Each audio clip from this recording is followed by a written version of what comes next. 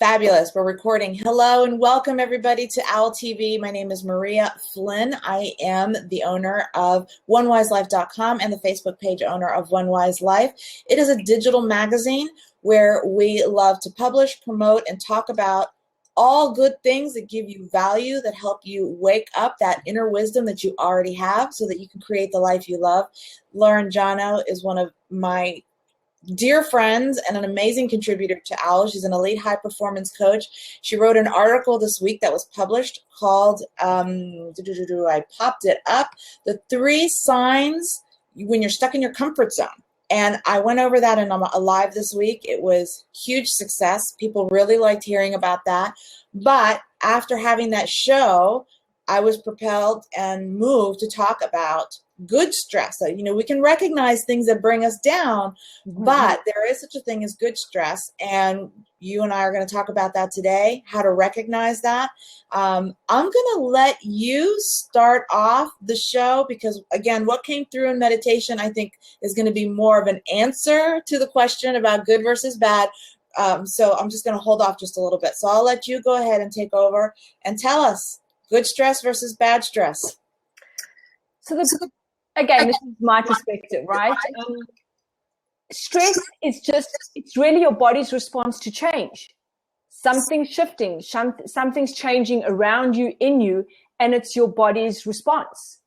And so, how we interpret that is going to impact how we feel about it and what we do with it.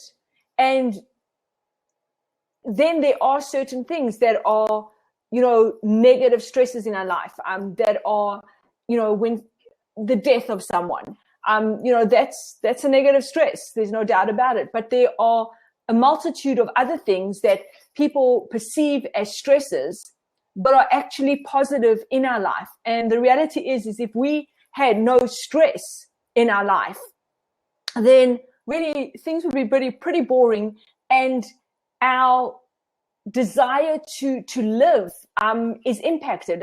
2 things that scientifically are proven to engage us in life are challenge and change. Whether we realize it or not, we seek that out. And without that, that's where you feel stuck. And when you feel stuck, you feel frustrated. And that creates a whole nother level of stress. And so to recognize that change, that challenge, that stress are all and can all be a very positive and necessary thing in your life. And so I think that's what we want to talk about today, and to look to see what those are, to recognize them and embrace them, and notice the difference that kind of manifests for you. So I'm curious. I think we live in a very unique time. And this is by no means to downplay or talk ill of the millennials, but it is a new age where social media and disconnection is the norm. And so the idea of change and challenge can feel scary, I think, to the younger generation and specifically to the millennials. What is your take on that? Well, I think for a lot of people, what they're feeling, so yes, change and challenge can feel scary, but when you're stuck in a place where you're not happy, where you're not feeling fulfilled, where you're not enjoying yourself, that's scary too. You think that, oh my God, is this what it's going to be like for the next 30 or 40 years? So to me, that's just as scary. So do you want to be, experience that sense of scariness, so to say, being stuck where you're not happy, or do you want to embrace it and get to a place where you're going to feel more fulfilled, that you are going to be happier? So it's kind of like there's fear in both. Yeah. Which are you going to choose? Yeah. Do you think that we are genetically designed to live purposefully, to go out and that our life, our calling is really what we manifest in life? We're here to do a specific job. Do you think that we're genetically designed to fulfill a purpose? I don't know if we're genetically designed, but I think spiritually we are. And I think from a genetic perspective, I think we are wired to, as I said, seek out challenge, seek out change, seek out fulfillment. Right. You know, spiritually, I think absolutely. And I think that's when people get frustrated. That's when they feel stuck, is when they're not doing those things. If we weren't designed, so to say, to seek those things, then we wouldn't feel frustrated. Being on a plateau would be awesome. Yeah. We'd be happy to chill out with no progress in our life, no forward movement in our life, 10 years, and we're still in the same place doing the same thing. If we were wired for that, then we wouldn't get that restlessness, that frustration. Yeah. And again, I'm just speaking from my perspective and experience. Well, you touch on something really important there. And this is kind of why I felt so pumped about today's show, because with social media, again, it can go two ways. It is a huge school of information, right? So when we talk about stress, we learn so much about what it does to our health. And we associate stress with ill health. The stress is the root emotional feeling leading to heart attacks, high blood pressure, all of those things. So when we feel a little bit of stress, and this is what came through in meditation, and I'll read it now, that stress often triggers us to freeze and react in ways opposite to its purpose. That nervous feelings propel you to excel,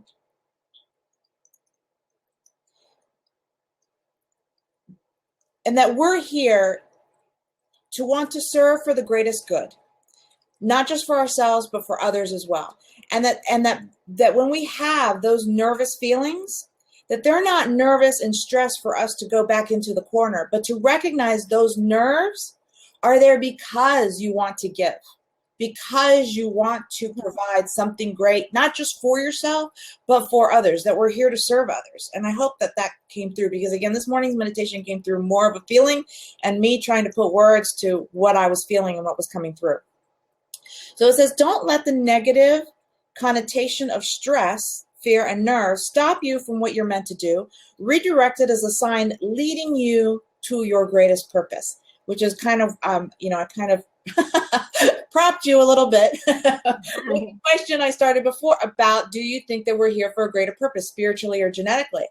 And Darren says here, I believe it's both spiritual and genetically. I agree with Daryl. It is both, that we are here. We have a unique ability, a unique talent, a unique design that propels us to move. I think we are designed to fulfill a purpose, to give and to create something greater and more expansive.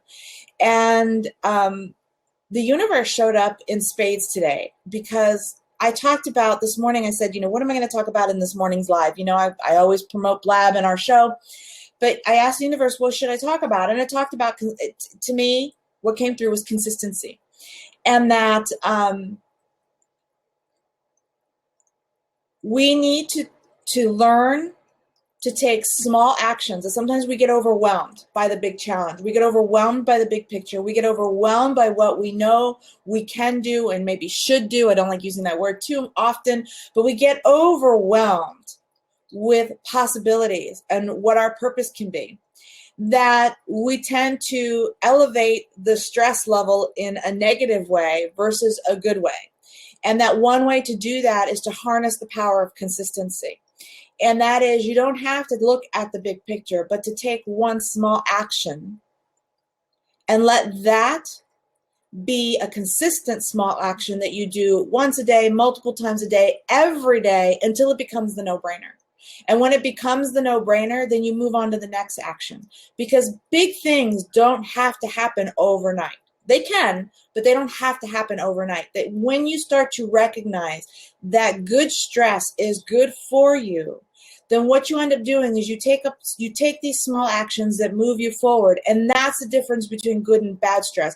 Good stress excites you. It pulls you forward. And that was the feeling in the meditation today, is that that's exactly what it does. It moves you and pulls you towards something, versus the bad stress, which causes depression. It causes you to become inactive.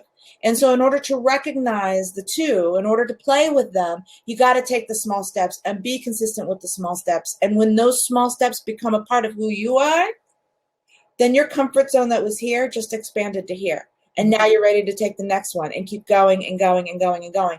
And you will put the pieces together, and you will be propelled to move in the direction, pull forward, get excited to wake up in the morning. People ask me, Maria, how the heck do you get up at 4:30 or 5:30 in the morning? How do you do that?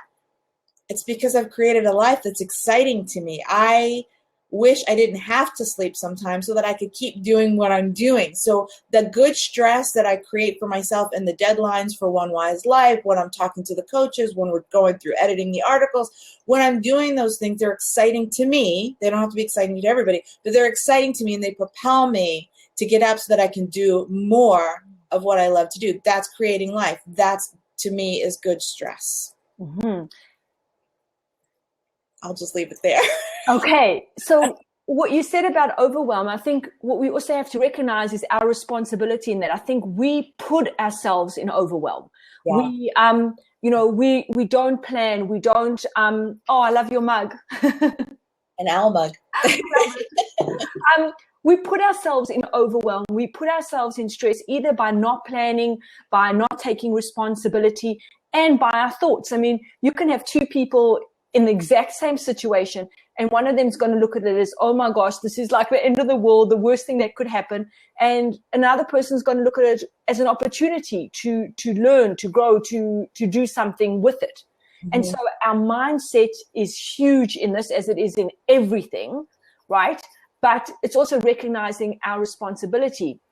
And the other thing I wanted to touch on what you said is that feeling of anxiousness, to reframe that and as excitement. Because if you think about it, it's a very similar feeling when you feel totally excited about something and you get that sense in your body. And then if you feel physiologically when you're stressed or anxious, it's a similar feeling. It's how we interpret it. So for most people, their automatic response is to go to stress, to go to anxiety, where that's not necessarily the case. And, I see that with a lot of my friends at the moment. I'm going through a lot of changes. I'm moving, I'm relocating, I'm selling. I'm like, there's a lot going on. And a lot of my friends who are not like kind of in this space and in this world are going, oh my God, you must be so stressed. You must be, and yes, there are days where I am, but for the most part, I'm excited, right? At the opportunity, the challenge, the new things, the growth. And we are wired for that. We are wired for challenge and for change. And it's, someone can view change as stressful, or they can view it as positive, exciting, motivating.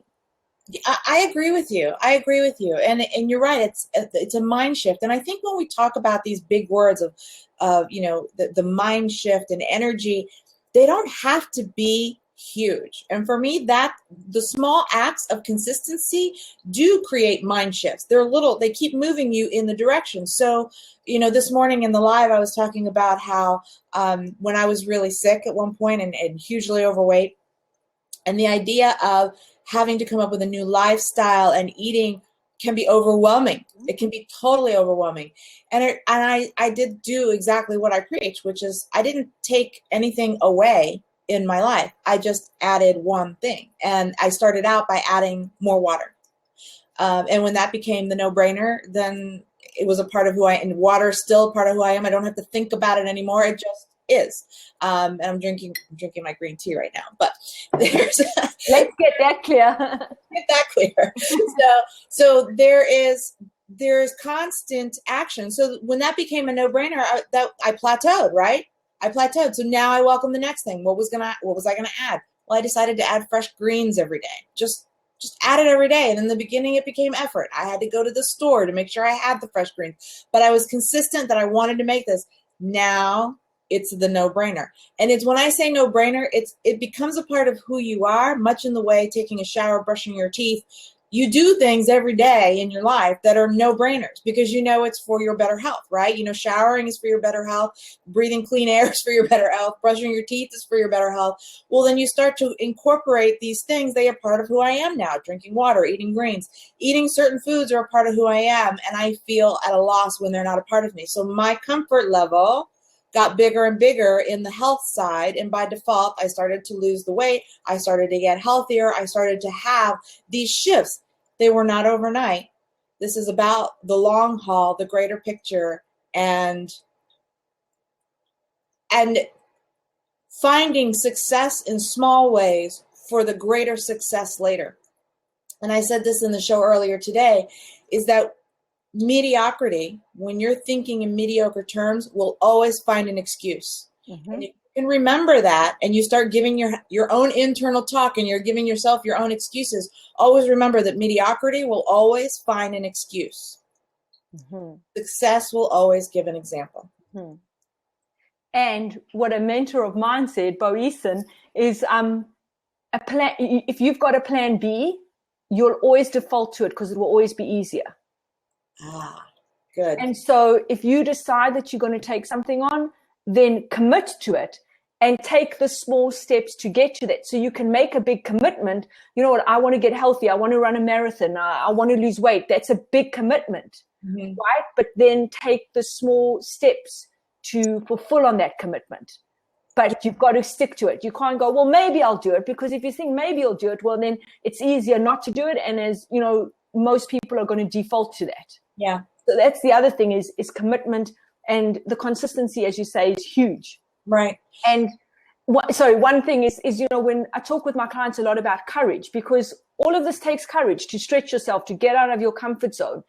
And for me, courage is those little consistent things that you do every day. You know, if you don't do that, you're not getting to the top of the mountain. Unfortunately, society only sees the people at the top of a mountain, acknowledges them when they're at the top, and people only see them at the top. Right. But where the real hard work took place was in the everyday little steps that they took to get there. And so that takes courage, and that can be stressful. Yeah. But you put it in your, you know, you do it on your terms. Yeah. And clear focus too. I mean, I think the reason also I get up early in the morning is because I'm by myself, and I by default don't feel the stresses of my family life, because they're not on the same mode, and I don't expect everybody to be on the same mode as myself. So it's that time that I can do it by myself, and what others might see as obsession, I see as laser line focus in the morning that I'm working on. Not everybody can do that. That's everybody's different. So there's no bad or good. It's how you operate, and this is how I operate. It's you in your article, and I was trying to find the exact sentence here, but I'm gonna bring it up here. You talk about the fact that comfort zones. You talked about being the premise behind the Navy SEAL training and the situations that they do in the comfort zones. Can you talk a little bit about that? Like when I saw that in your article, I'm like, ooh, what do they do? Well, how do they understand comfort zones, and what do they do to utilize it to be Navy SEALs? So my understanding of what they do is that the training they go through is almost like that life and death training. They are training in the conditions, the circumstances that they are potentially going to be transported into. Mm-hmm. So that when they get there, it feels comfortable.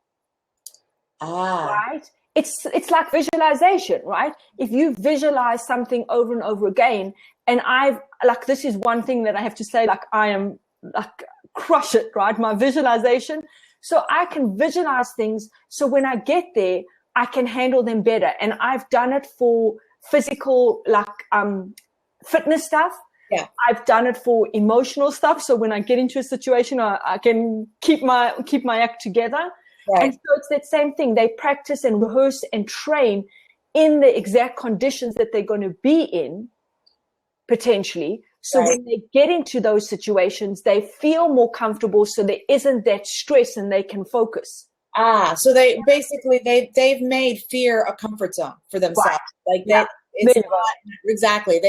And that's interesting because I think the opposite of that is I think of artists, and how many artists do you know can literally say like they feel like they're just going to pass out before they go on stage and sing, and then they give you that killer performance. And usually those killer performances are the ones that have the biggest fear of the stage to even begin with. And that fear is not, this isn't about crushing the fear as much as it is that they want to deliver something so good, and they utilize fear and nerves and good stress to deliver something so great. And I think that's the biggest message that I want people to take away today, is to know to utilize the stress, utilize the fear, utilize that nervousness, and don't automatically assume that it's bad for you. There are situations that are not good for you. Mm-hmm.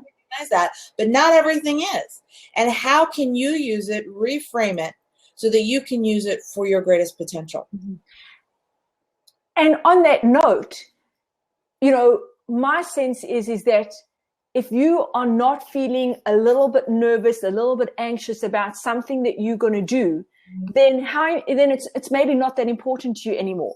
So even, you know, we come on these blabs and, you know, 5 minutes before, like I have like those little butterflies, and it's not because I haven't done this before, but I wanted to go, as you say, I wanted to go well. I wanted to deliver value, and it's important to me. If I didn't care about this and it was, oh God, you know, here we go, another blab. I don't care. I've just got to do it. I told Maria, do it, whatever. Then I shouldn't be doing it anymore. Right. And so that nervousness, that excitement, to me is also an indicator that you're on the right path, that this is important to you. This is where you should be. Oh, thank you for saying that. And I said that this morning on the live as well, that nothing is written, nothing is scripted for those lives. It's off the cuff. It's what comes through in meditation. What should I talk about today? And the universe says this, and then I just go for it. And it's either going to work or not. And that nervousness of wanting to deliver value all the time is so important. Really, I find that the most successful people, I mean, we might see them as an overnight success. We don't recognize the 10 or 20 years that are invested before they become that overnight success. But I think that drive, the ones that are really, really successful, never look at the money, never look at what's in it for me. There is something greater that's pulling them, because I really believe that the ones that are here to do great things are here to serve in the greatest way, in whatever that is, whatever that creativity is. It doesn't have to be personal development. It could be music. It could be anything. But they're here to serve and give something of themselves that has, the money is sort of the bonus, if you will. It's just sort of what comes. If they've managed to make a business out of it, great. But that's not the focus. They just know that money is that energy that they need to use to survive here in this planet. It's what we have to do. But that's not the driving force ever. Yeah. Yeah. Absolutely. Yeah, I think even Oprah said that in her success, she never thought about money. She just thought about purpose in her life and what she wanted to accomplish. You know, I think it's important when we talk about good stress and bad stress, because that's the topic of today's show, is when you start to recognize what you want to accomplish. And instead of, again, we talked about not looking at it as a stressful thing that it makes you sit in a corner and not do anything about it. One of the things that I would like everybody to sort of ask themselves is, what could happen if you don't do anything at all? What would life feel like if you choose not to act on it? And I think it's good to not like that feeling. And I think it's good to visit that feeling. Visit it every once in a while. You know, we always talk about positivity. We always talk about moving in the right direction. But I actually think it's good to ask yourself, what would life be like if I choose to do nothing at all? Mm-hmm. Visit that uncomfortableness for a little while. So that way, when you go and choose to make that positive action to do the hard work, because it sometimes can be hard work, but it's good for you, and good for society, good for the world. So yeah, that was one other thing that I just wanted to add to this, to visit the uncomfortable feeling of choosing to do nothing at all. And then to think about, what is it costing you? What are you losing out on by not doing it?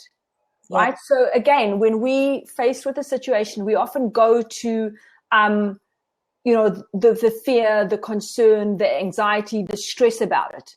Yeah. And so we don't take action. But then, if you think about having a conversation with someone, there's something you need to have a conversation. It's not going to be an easy conversation.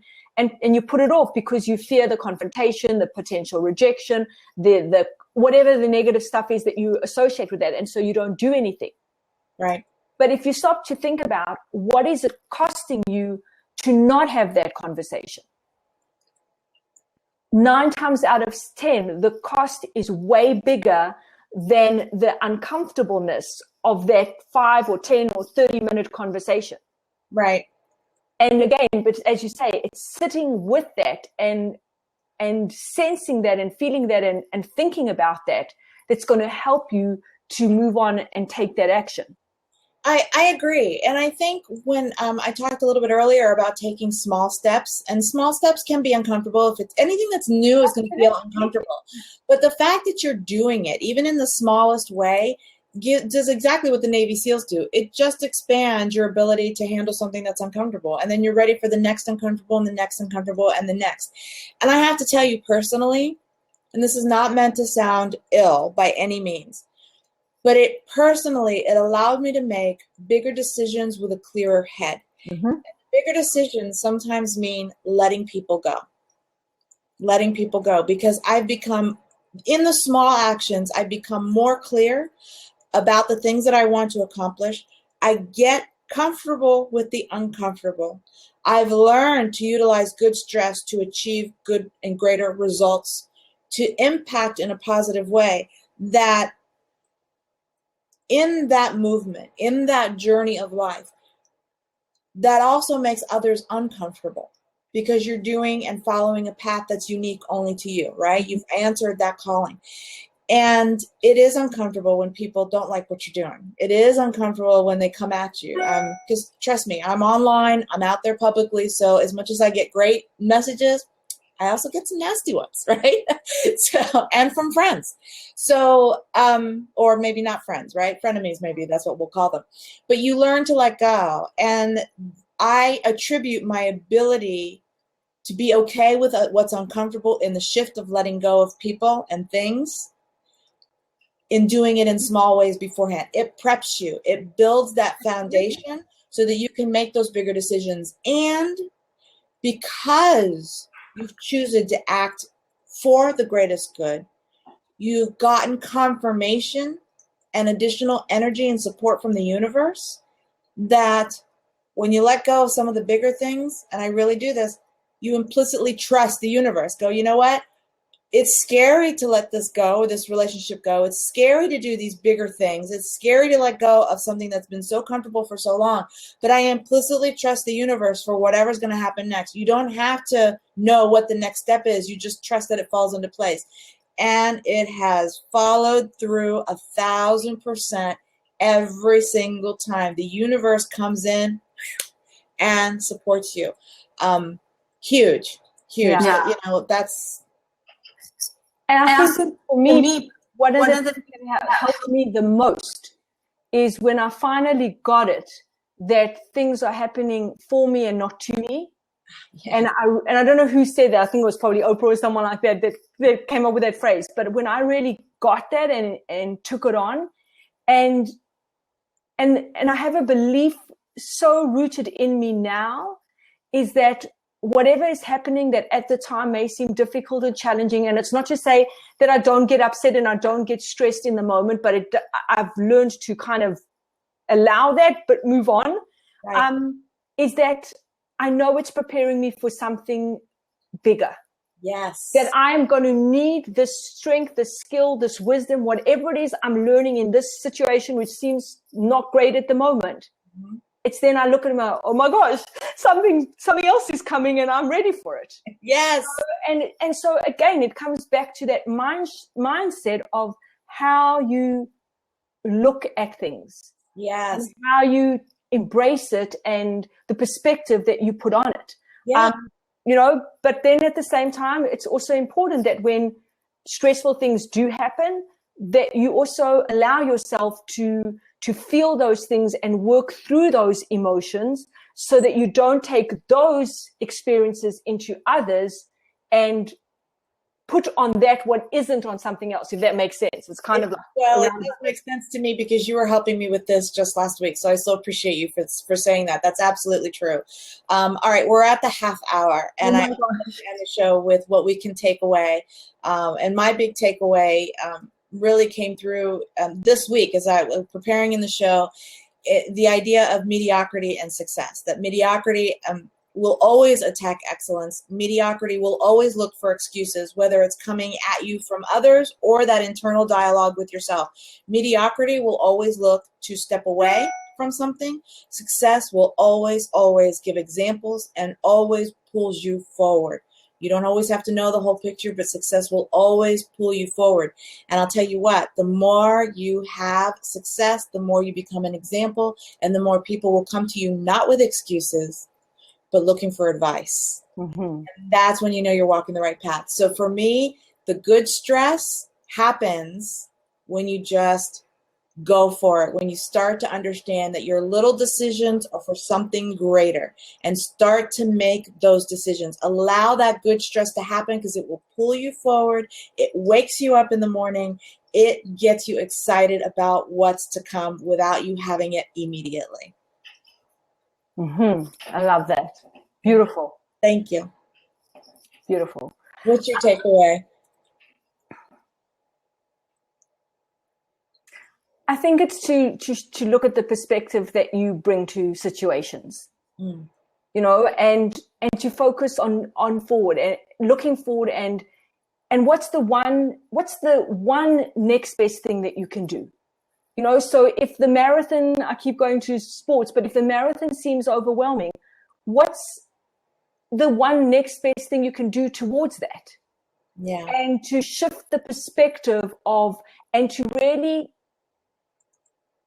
connect with those feelings and, you know, learn to distinguish between them. Is it really anxiousness?